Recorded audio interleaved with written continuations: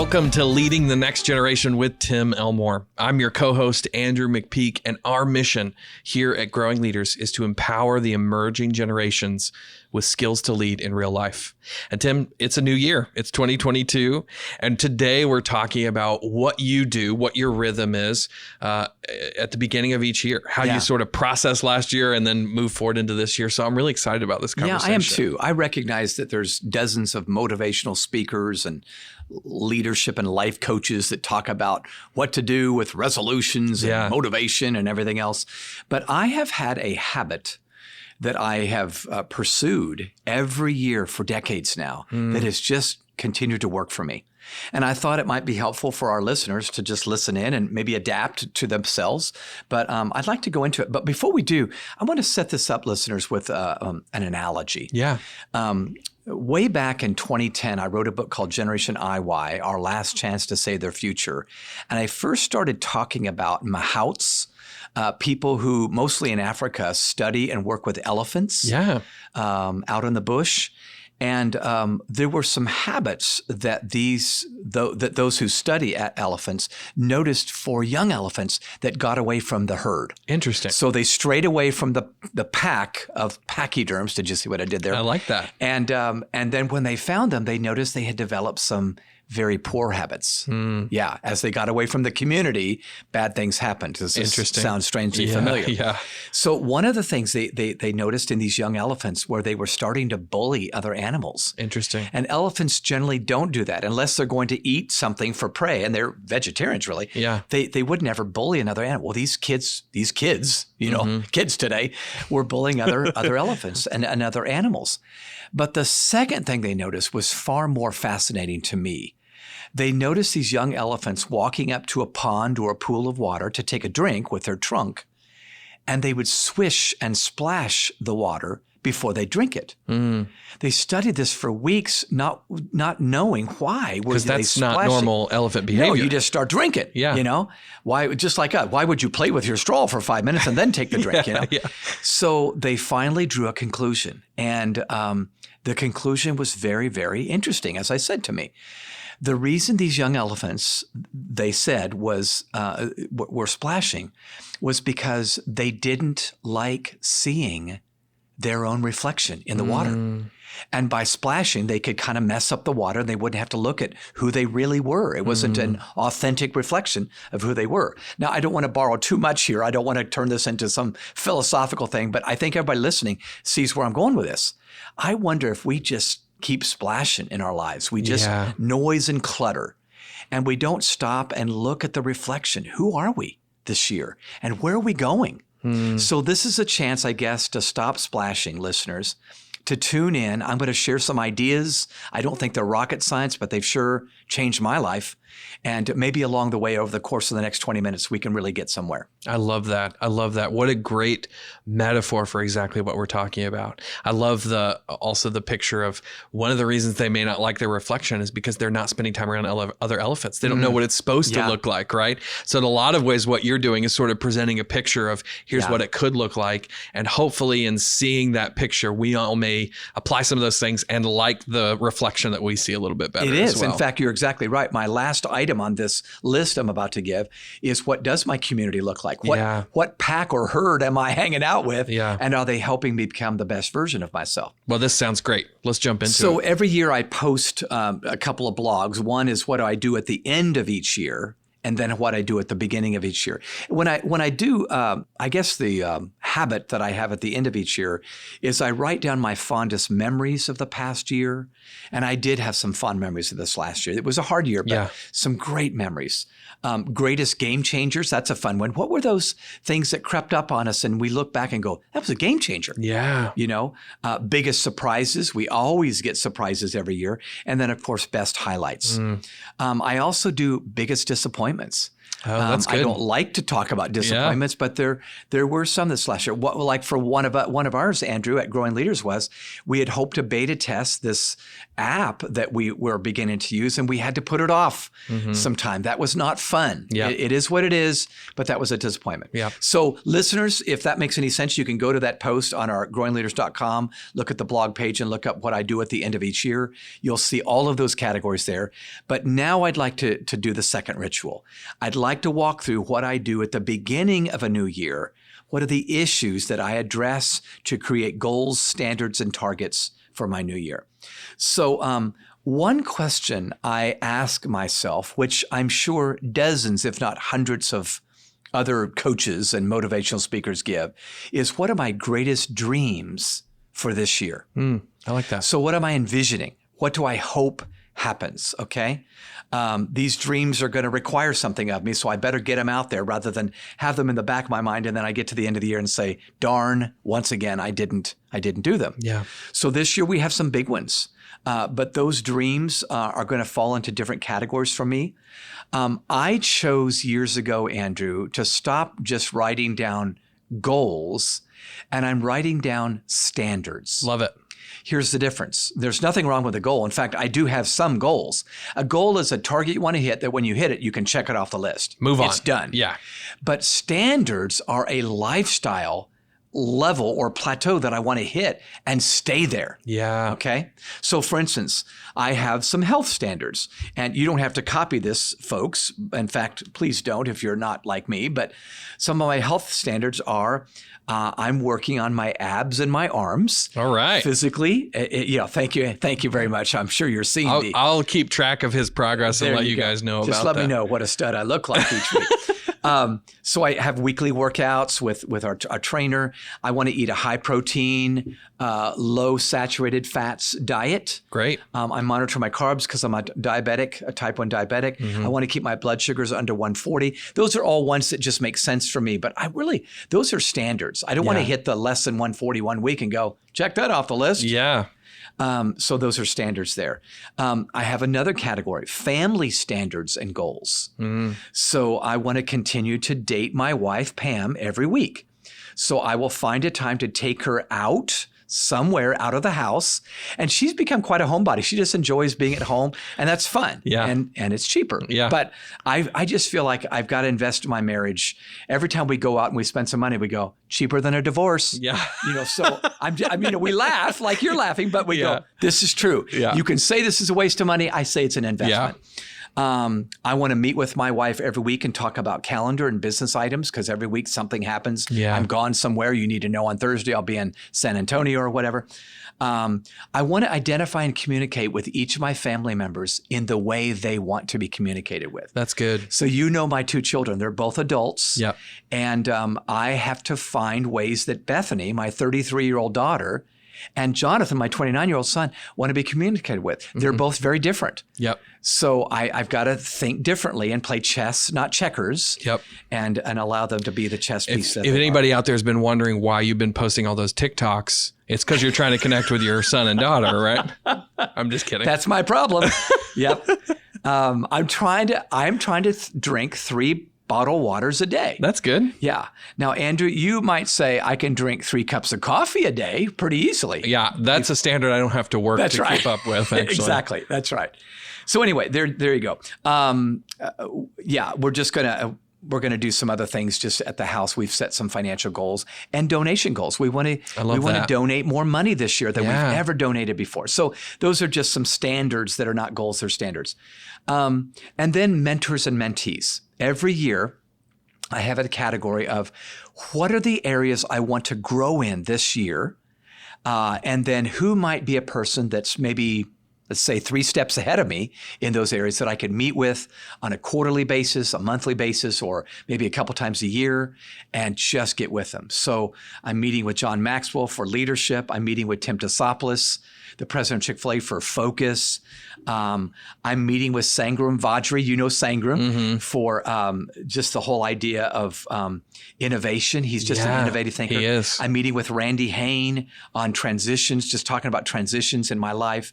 And then I've got some people that I want to invest in specifically. Listeners, I guess the only thing I want you to get out of this right now is not to copy this, but just to think, am I being as intentional as I need to be as I think about standards I want to live by for this next year? Well, what I like so much about your approach is you're also thinking about different areas of your life, right? People tend to, not only do we set goals instead of standards, we tend to set goals for career and health. Maybe if we're really thinking about it, we'll do something associated with family, but we don't really push ourselves outside of that, right? Yeah. We create a book list for ourselves and a career list for ourselves, and we sort of move on.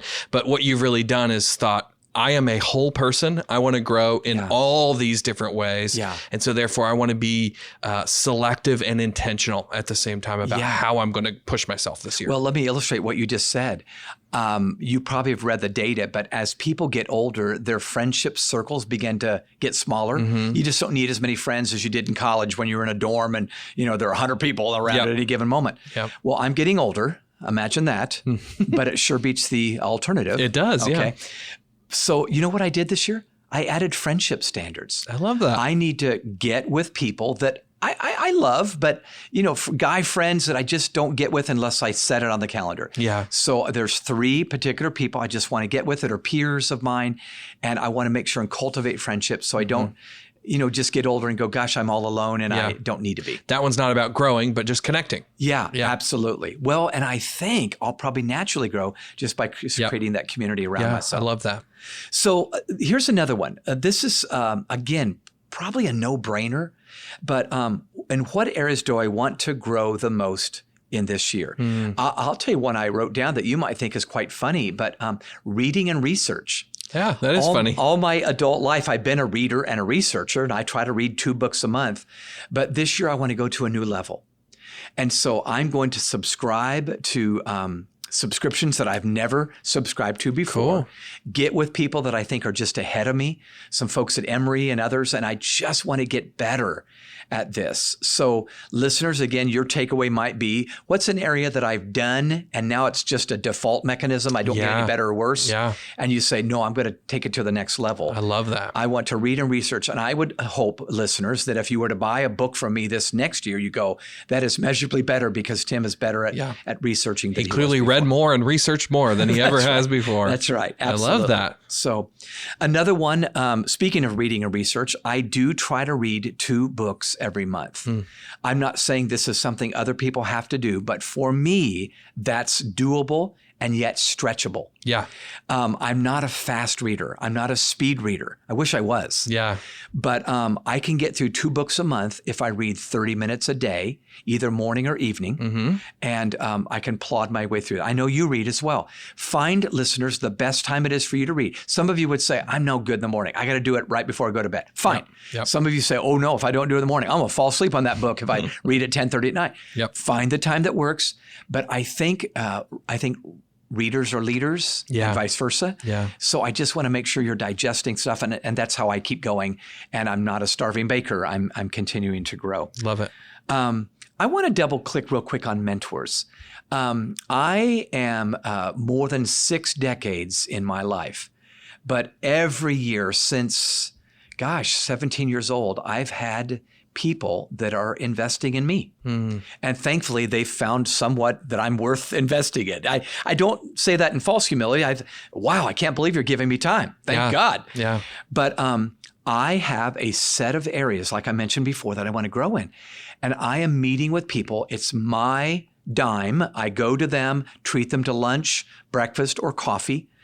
I bring the questions on my pad of paper or tablet, my iPad, and I'm ready to take notes. And all I ask them to do is bring their appetite and their brain. Yeah. And they are talking out of the overflow of their life. It has been immensely helpful.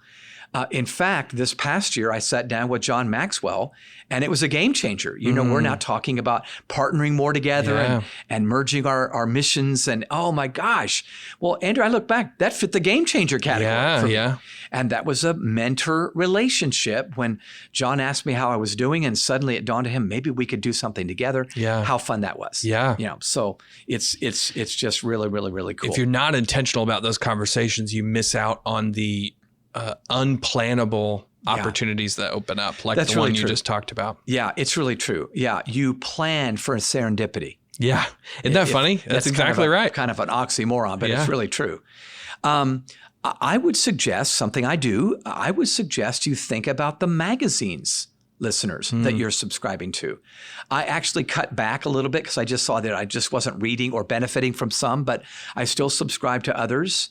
And I would just say the reason magazines are huge is magazines are often books before they are published. Yep, true. They're often a quick thought that just came to a little more brilliant cutting person. edge, perhaps. Yeah, a little more cutting edge.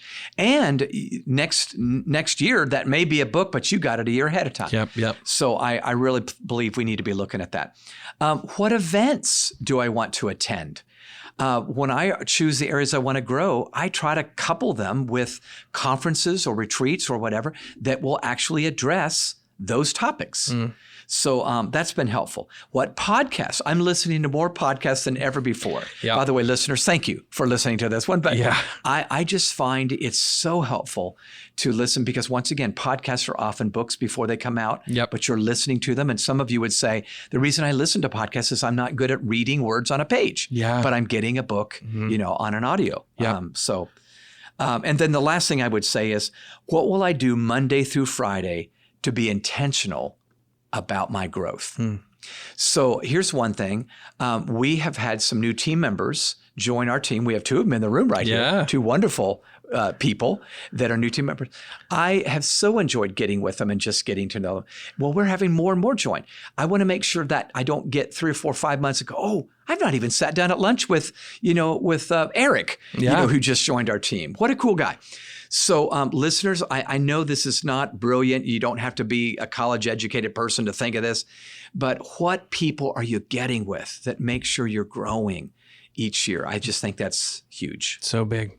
Well, thank you for walking through all of these categories. I know as you think about our listeners and where they might be, right? We talk a whole lot about leading the next generation, but the reality is the best way to lead others is to start by leading yourself, right? And so I just want to encourage you. I know there are a lot of teachers, parents, leaders, coaches who are out there and they are exhausted. They are overwhelmed. In fact, we might be coming into this year with our tanks emptier than ever before. Yeah. And so I just want to encourage you. You may not have done this yet, but I just want you to take, maybe it's only one thing that Tim just suggested, but if you would just focus on it and prioritize it, give it some time this week. It may feel like you don't have any time to give it, but just try and find 5-10 minutes to work through one of these. And I think it may make a huge difference in giving you some life and some energy and some fuel for your tank as you come into this new year. Yeah, I agree. In fact, I would just say in closing, this list that I just gave you, which is so simple, helps you be more intentional. Yeah. Intentionality is the name of the game. I found out a long time ago as I read a Stephen Covey book that the issue is not prioritizing your schedule, but rather scheduling your priorities. Yes. And this is just you getting with those people that you might have by chance found throughout the year, but you're saying, I'm going to make sure it happens up front. So Andrew, I want to close with a custom. I love this. Yeah, it is. And then I'll let you make the closing remarks. But for years and years and years, I have smiled in January when I think about what happens around the world in January. First of all, the word January is taken from the Greek god Janus, and it was a statue. You could still find it to this day. It's an old one, but it's got 2 heads, one that looks forward and one that looks backward. Very interesting. So in many ways, January is a time to look forward and backwards, just like we talked about. But my favorite custom takes place in the major cities of Italy every year. Yeah. And if you're an Italian listening to this and you know anything about your heritage, you know, yep, that happens. Yeah.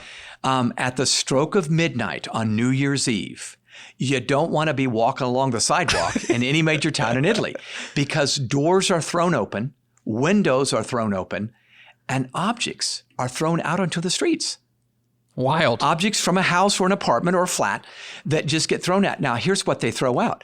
Any object, piece of furniture, book, you name it, whatever, that carries with it a negative connotation or a bad memory. Wow. Something I look back and go, I hated that. Yeah. So you can imagine there might be a book that wasn't good or a spouse. Just kidding. Totally kidding. Just totally kidding. No people are thrown out No windows. people, please. Yeah. But you can imagine. And really what they're saying is out with the old, in with the new. Yeah. And as cliche as it sounds, I love that spirit. This is our chance to push reset and say, out with the old, in with the new. And what I've given you today is maybe at least one simple path to take the new. I love that. I love that. What a tradition that we might need to all take on. Well, as you guys are thinking about your year and how you're going to grow this year, there might be a book list associated. I know I've got books that I'm planning on reading this year. And I just want to commend you as you're thinking about how you're going to improve yourself, especially you're in the area of becoming and sustaining your own leadership journey. I want to commend to you a book. It's actually a book that Tim just put out. It's called The 8 Paradoxes of Great Leadership. It's a fantastic resource exploring the social and emotional skills that you're going to need to lead in a very complex, if not paradoxical world that we're living in today. So if you're looking to improve yourself as a leader, this is a fantastic resource that I want to encourage you to pick up. Again, it's called The 8 Paradoxes of Great Leadership. You can pick it up on our website, growingleaders.com. Click on store. You can buy it there. You can also find it on Amazon. But we really encourage you to pick up that resource. Make it a part of your reading list for 2022. You will not be disappointed. Well, as always, if you would rate this podcast, give us 5 stars on iTunes or wherever you get your podcasts.